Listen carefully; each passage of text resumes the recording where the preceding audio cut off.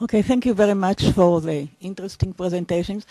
I found it extremely interesting, the combination between Professor Fornes' a presentation and Professor Georgi, I passed it, a presentation, because from the perspective of looking at the social context of risk, I really thank you very much for bringing in the social context, Professor Fornes, in terms of the knowledge society. And I wonder whether the whole Norwegian society right now shares this context. I mean, I just thought about the immigration community, the community of immigrants, whether they are really part of this. It's more than, it's context and ethos, really, the knowledge society. And I wonder how the immigrants fit into it. And to Professor Georgi, I thought that the lack of relating to the social context is very, I think it's very meaningful. You mentioned in the beginning that the children are still conceived of as property of parents. And then I link it with privacy, which blurs with secrecy. It's not only privacy, it's really secrecy. And that might be by themselves risk factors. And I wonder whether you relate to it in any way. You know, like challenging this context in talking about children at risk.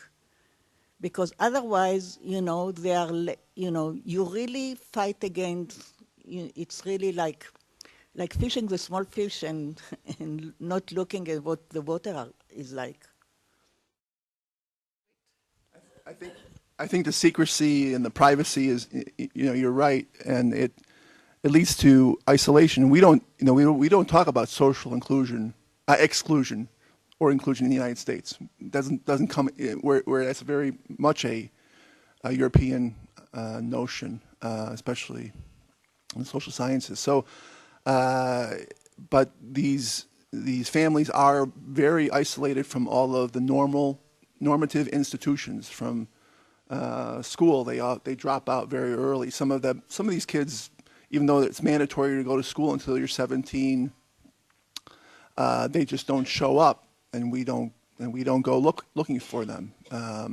Many kids miss the first month of school until we even decide to go to their homes.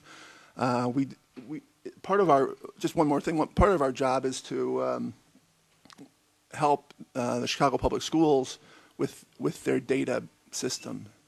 And they came to us a few years ago and said, you know, we have a phone number to call home, and it's never right.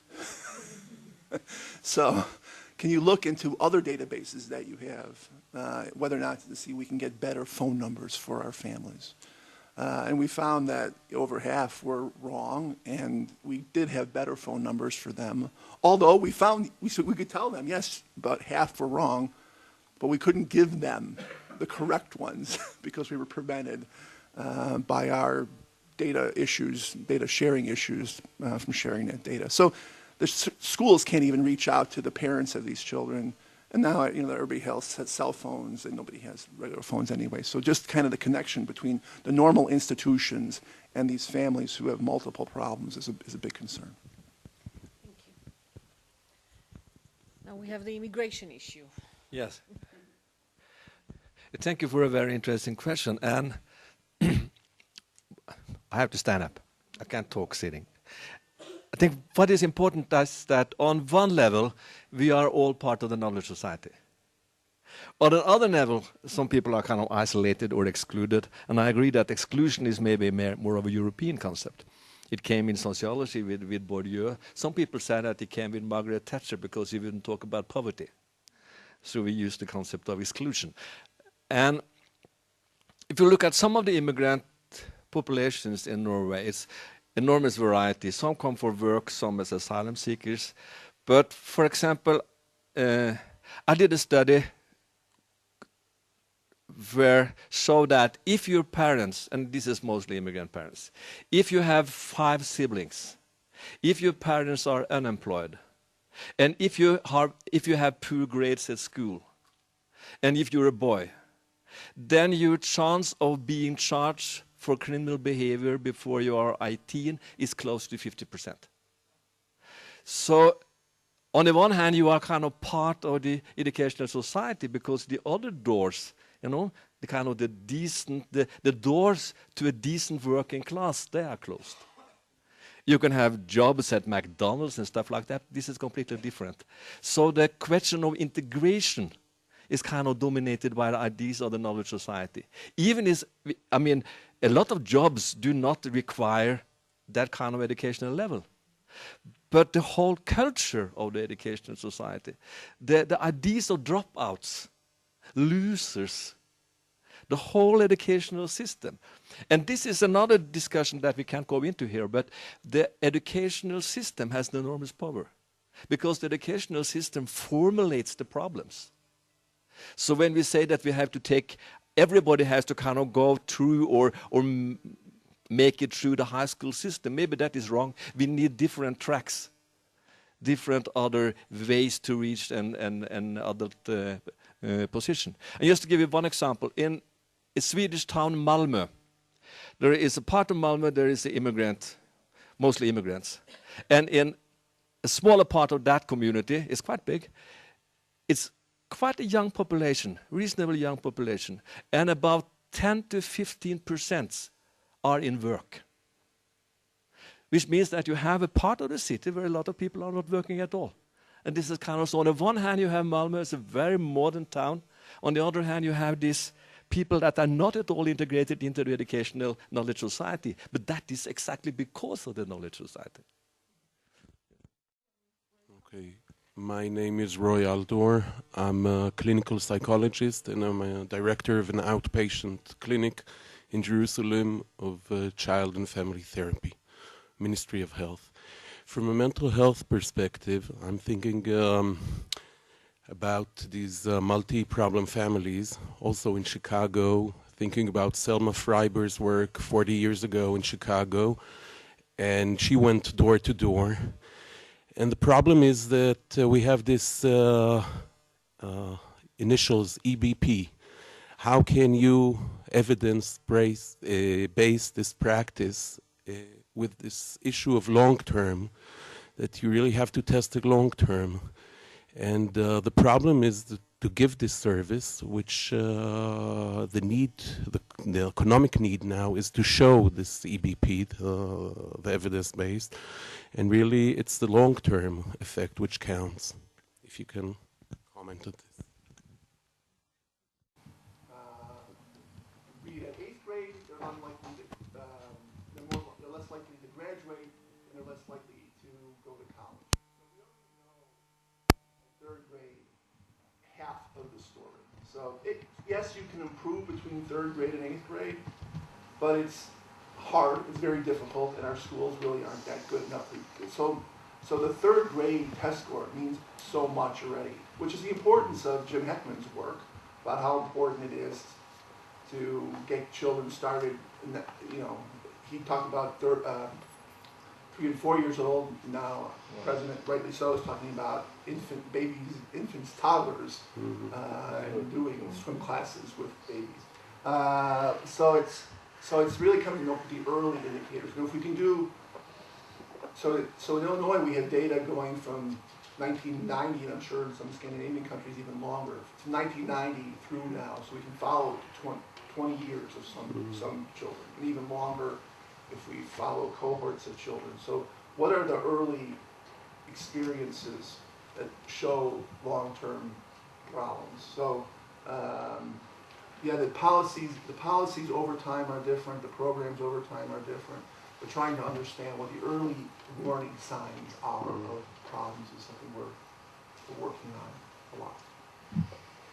And the earliest, your mother is 17 and she had 17 when you had. It's not when the mother had her first child. So even if the mother is now 23 years old, she had her first baby at 17, you are at risk of bad things happening to you. That's a strong, strong indicator. Let me just say something, make a comment on from an evaluation perspective with regard to MST, multisystemic therapy, which I think is very interesting. Because multisystemic therapy, as some of you may know, is not only an evidence-based program, but it's also a business. You know, it's a program that is working around the world. It pays for its evaluation. Okay, so the evidence, where the evidence comes from, is also an issue. And most of the evidence is on the short-term outcomes of the intervention. And interestingly, in Sweden, I think, not so long ago, and I think it was presented in the Xarov expert meeting conference that we had in 2009 here in Jerusalem, we learned from the Swedish presenter, Professor Knut Sondell. And they had a very interesting study that showed that children and families that received the MST in Sweden, in the short run, didn't show much more positive outcomes than the other families and children that received services as usual, you know, the usual treatment that families and children get. And, you know, while one might argue that the services, the welfare services in Sweden are very generous and very effective as they are, maybe in Sweden they don't need this program.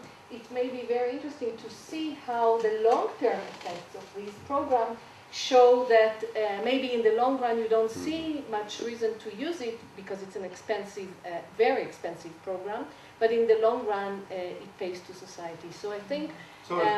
So if the comparison group is getting good social work, right. A lot of these programs are just trying to bring together good aspects of social work. I believe that in the United States, social work, you know, the people who serve low-income families aren't professional social workers. So that I think that what a lot of these programs are doing, be it, and even the nurse family practitioners are, the nurses aren't, they have a model to go by, and that model makes a lot of sense. But if you're a professional social worker, you don't need that model. So it really depends on what your comparison group is. And I think in the United States it might work better because the comparison group is bad practice. In some places, the comparison group is good practice, and then you don't see an effect. So, I mean, that's... In the short run. In the short run. Right, then it really needs to be inspected for the long run. And in the long run, you can't control what happens to these families as they go further. They might receive other help. So it's difficult. You have to keep... And Head Start, again, Head Start, the benefit is not in the educational outcomes. The benefit Head Start is gone after the first 3 years. The benefit of Head Start is in the long-term outcome of keeping these children out of prison. And that's where the cost, all the cost is, and Jim Heckman has shown that. The cost is so again, it's very, and that was a study, that the Perry Preschool study, where they did not receive anything else. They Head Start or nothing. And again, today's that's not the case. So it's very difficult to do these studies well. Yeah, no, I agree. I have to stand up again because I'm sitting behind his desk.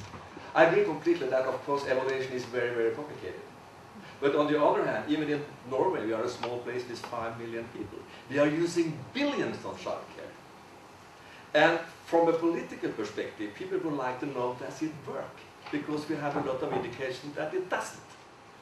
So we have to find out, some way or another, does it work or not?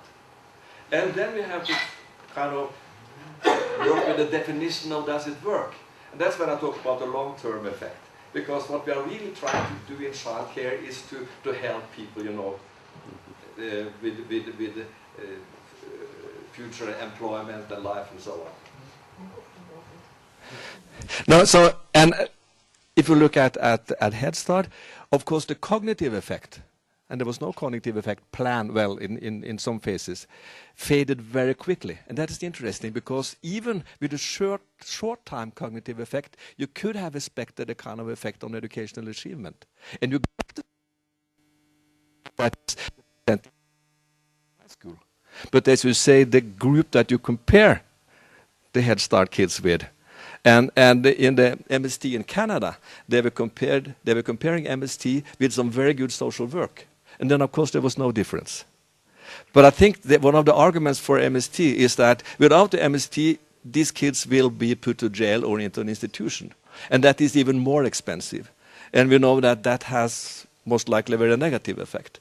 But just to give you another example, we found in Norway and Sweden, and this is partly because of the wonderful registers, that if you control for social background and just look at the grades of the pupils, you will see an effect of grades. And very often in sociology, when we talk about school achievements, we talk about social class and social backgrounds. And because of social class, you have, this effect on social mobility. But if you try to control for social class, you will see that there's a very strong effect of grades as such. And then you are into a kind of problem of new programs. And I agree completely that you have to, you have to organize the programs related to the problems. How can we help kids doing better at school? Simple as that. But then we have the discussion about readings. How do you really teach young kids to read? It's not that simple. We have a lot of different theories and practice concerning reading. But they have in Sweden some special programs for children in foster care. And the idea is simply that, and even the multisystemic therapy and other therapies, they are not much related to school. They are much more related to the family. So they have small kind of programs helping children in foster care to do better at school. And then the idea, then we are back to the long-term effects. If we can help kids getting better grades, then they may get into this multiplier effect that James Heckman is talking about. And of course, we know a lot about the multiplier effect because this is what longitudinal studies and developmental psychology is all about. But when we try now to do all these empirical studies concerning following kids from they are very small to the adult position, we see that, as Bob said, this is very, very complicated. But this is what we have to try to do. Sorry, I'm Rami Barilan, a fan of Xarov for a long time. I just had a comment, I think it connects to almost everything that happened here, is that I noticed that you said you were surprised how many got services, mental health services. And then you said we see a density of multi-problem families in some places, so we'll knock on doors and we'll have each one. But the point is, what are we doing? They are getting services. Is it possible that services are now the answer? And good programs like MST or very expensive ones are not the answers, or even good social work is not the answer. Maybe what you need is a very different approach to social change. Your president was working as a community worker, not because he was giving MST, because they felt that there is some way of changing society so less people will feel excluded. So the answer of finding more expensive programs or more complicated or better social workers may not be the solution for this kind of group. Maybe we have to change the way we approach it altogether. Thank you. Okay, I'll let you respond and we have enough time. I agree. I'm not sure what the door-to-door intervention should be. I think it has more to do with addressing social isolation and exclusion and trying to make families feel part of the community. So what has happened at the Harlem Children's Zone is that it was very much a door-to-door approach. They went from door to door and said, what are you doing with your children? They need to come to preschool. You have a baby, you need to come to parenting classes. And they try to get everybody to participate in a population-based approach, just to come to services. So I think they're, and come on a consistent basis and come on a regular basis is part of that. And having more, there's still, some of these families are so poor that they just require in some cases, more money. Thank you. Since I know some of the people a few years ago, I want to ask make two different points. First of all, it's really absolutely amazing how 30, 40, 50 years ago, such presentation of public health approach was totally inconceivable. And this is really a tremendous achievement, and I'm really very grateful to have had this opportunity to hear it. But here, this raises another issue which it's the first issue I want to raise. And the issue is, have you got on your staff anyone who comes with a clinical approach, which means to see what are the positive deviants. Some people may think that I'm talking about learning from success. It's correct. But what is the positive deviance from which you can learn what to do? For instance, if you have got this map of Chicago, are there some places where, against all odds, there are some places where the services are making a great difference, so that you're exploring what these kind of exceptional findings have to contribute to action? Because otherwise the split between practitioner and researchers on is going to remain and retain, which is not always to the benefit of the clients. That's point number one. And I hope you have I would very much like to find out whether you've got anywhere some exceptional situation where you look for the findings which are exceptional and use them. The second point is quite a different point. I've been working in the area of learning from success with different children on the periphery, not only. And the word exclusion is extremely important. As a matter of fact, I'm now writing something which is called From Exclusion to Reciprocity. What I've been finding is that all the places where the move beyond exclusion, which is quite obvious, is creating reciprocity. Exclusion means you are here and I am there, we look at each other. Reciprocity means that everybody contributes to the other and is both a beneficiary and a benefactor. And so that the introduction of programs which encourage inclusion may be very important. Is there anywhere where you have had such findings where the idea of reciprocity has been on your mind, or in studies which have shown this? Because I'm asking it also for egocentric reasons, because I don't know much of this literature. I'd be very grateful to hear it. On the first question, we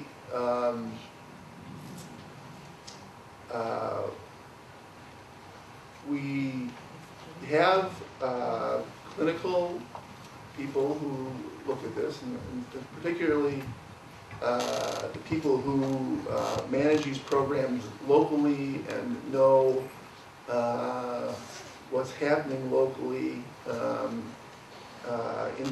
in these communities where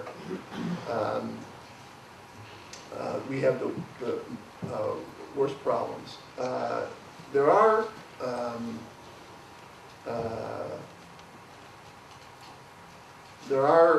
so the success stories in these communities leave.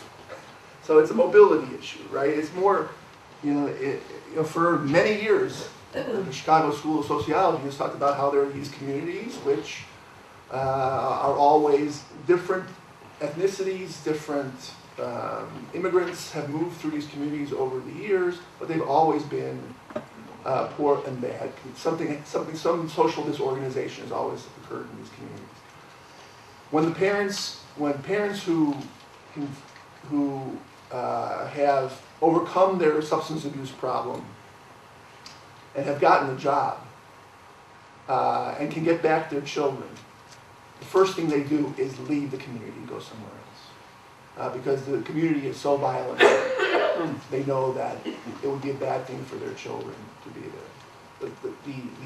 The alternative is, and this is mostly with Latino families, and in a few of these communities, most of these communities are African American families, a few of them are Latino families. But what Latino families do is their children go to school, they come home, they lock the doors, and in the morning at 8 o'clock they send them back to school. And they don't, in that way, they are safe. They're two-parent families, but they're excluded from a lot of activities, and it's very insular. So they do well in school. The children do well in school. They go to college, and that way they escape these issues. So we know what the success stories are, and we can look for specific success stories. And that's what I said when we look for what children in these communities actually get good jobs, or parents finally get a good job. We can look at their employment issues. We do understand what they are, and I think that part of I think that is a big research agenda to do more of the qualitative work on what is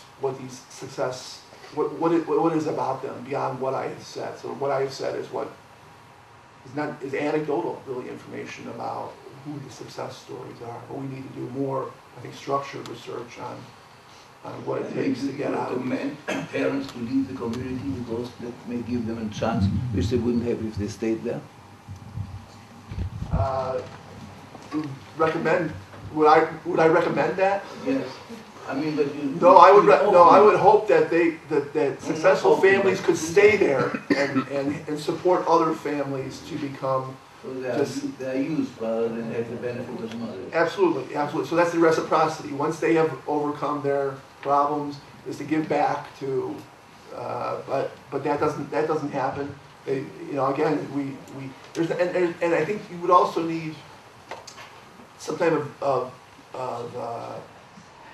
NGO or government support of that, that. But in many cases, the NGOs say, okay, you have enough money, you can go live in this better neighborhood, go. And a lot of the big social experiments have been about housing, about sending people out of their bad communities and spreading them all over the communities. Now, some of those people, not an inconsequential number of them, come back to their old community, so that's what they know. But they also come back and fail. They also come back and go, they get back into their substance abuse, they lose their jobs. And so it is this social context that what is the tipping point, right? What is the tipping point where a community can start getting better? And until now, the tipping point is gentrification. I mean, that's not a good tipping point. So. Thank you. Eva wanted to comment. Yeah, I would just like to add one comment concerning, well, we have to remember all the time that countries are different. And of course, a social democratic place like Norway with 5 million inhabitants, half of New York, not even that. And I think from my perspective then we do not concentrate, or maybe I do not concentrate because I'm a sociologist, on families. And this has not exactly reciprocity, but I'm a strong believer in the preschool system. And like in Norway now, we have every child has access to a preschool from 2 or 3 years of age, even from 1 year and a half. Which means that you can have, and if you know preschools very well, you know that it's very easy in a preschool to identify kind of special needs. And with special needs, I don't mean a diagnosis, but some kids need this or that. And it's also very easy to develop small programs inside the preschool system. Some kids need some support to need to play. Some kids need to learn to concentrate. I remember my youngest kid is a very good example. He was keeping running around because that was his habit when he started up in a preschool, and he got a kind of small little course on concentration. So we brought home a little thing every day. We have a pile of whatever you call it. I don't know the English word for it. And it was very, very efficient. There's so much. I mean, you can do so much with very, very few resources. But you need a kind of reflective competence. You need educators, preschool teachers, and so on. But what James Heckman is talking about when he's talking about early investment is, of course, from a Scandinavian perspective, is very, very good preschool system. And the preschool system has to be flexible. But on the one hand, it On the one level, it's a universal measure. It's for everybody. We are not targeting special families. But on the other hand, you may target special children within the system of the preschool. So you don't have to target the mother and the family in the same way, because it is very, very complicated to help the mother, to help the child to learn to read. But you can do it within the system of the preschool. So I think the construction of good institutions that kind of can compensate for what is not taking place in the family, I think that is very, very important in the knowledge society. But there's another challenge that was mentioned is, what about social change on a more political level? And even on a modest level, I think what we really, but that differs from place to place. I mean, the high school system in Germany is different from the high school system in Scandinavia. And I think that from a Scandinavian perspective, it would be very smart to pick up some good ideas from Germany. That is to lower down what I often call theory. But it's not theory, it's just talk about something that is not interesting from the kids' point of view. I mean, more vocational training and different systems. Because what is a problem now is the enormous power of the educational institutions. Because they simply formulate what is competence. For example, the Prime Minister in Norway said that we have so many people in Norway with high competence. He knows nothing about that. He knows that we have many young people and elderly people in Norway with long education. That's something different. What we have in statistics is that people spend a lot of time on educational institutions. We know very little about the competence level. So the concept we are using, we are talking about high education, it's long education. Whether this is a high education is a different perspective. So I think very often we are using a vocabulary that are kind of covering up what is really going on. And this is what Karl Marx said, you know, that the way we talk is not only, I mean, ideology is not only a kind of star that we may follow, it's also a kind of way to camouflage what is going on. Thank you so much. I think it's time for us to adjourn this session. I would like to thank very much our presenters for this morning.